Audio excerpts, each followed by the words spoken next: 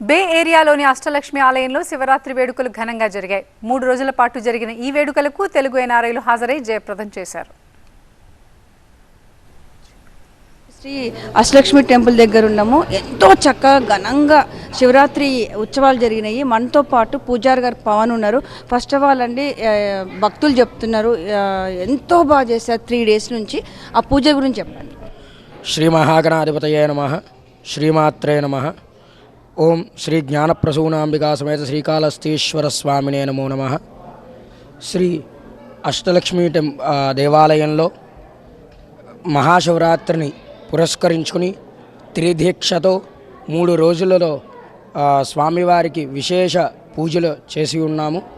మొదటి రోజుగా మహాశివరాత్రిని పురస్కరించుకొని అష్టకాలాల్లో స్వామివారికి మహారుద్రాభిషేకము, రెండో రోజుగా స్ఫటికలింగార్చన, సహస్ర స్ఫటికలింగార్చన చేసి ఉన్నాము. మూడో రోజు పురస్కరించుకొని శ్రీ జ్ఞానప్రసూనాంబికా సమేత శ్రీకాళహస్తీశ్వర స్వామివారి యొక్క దివ్య కళ్యాణ మహోత్సవము జరిగి ఉన్నది. ఇప్పుడు స్వామివారి యొక్క అన్నప్రసాదం అందరూ కూడా స్వీకరిస్తూ ఉన్నారు. మనతో పాటు నవీన్ గారు ఉన్నారు. నవీన్ గారు, మీరు ఎంతో చక్కగా వాలంటరీ వర్క్ చేస్తే ఎంతో చక్కగా అందరికీ వడ్డిచ్చారు. ఈరోజు పార్వతీ పరమేశ్వరులది కళ్యాణ భోజనం ఏర్పాటు చేశారు కదా, దాని గురించి చెప్పండి.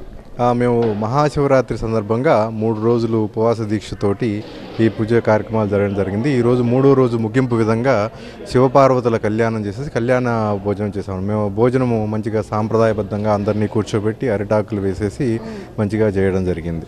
ఓం నమ శివాయ. ఓం నమ శివాయ అండి. శివరాత్రిని పురస్కరించుకుని ఘనంగా మేము వేడుకలు చేస్తున్నాం అండి. అందులో సుమారుగా రోజుకి 150 నుంచి 200 మంది దాకా వచ్చారు రోజు.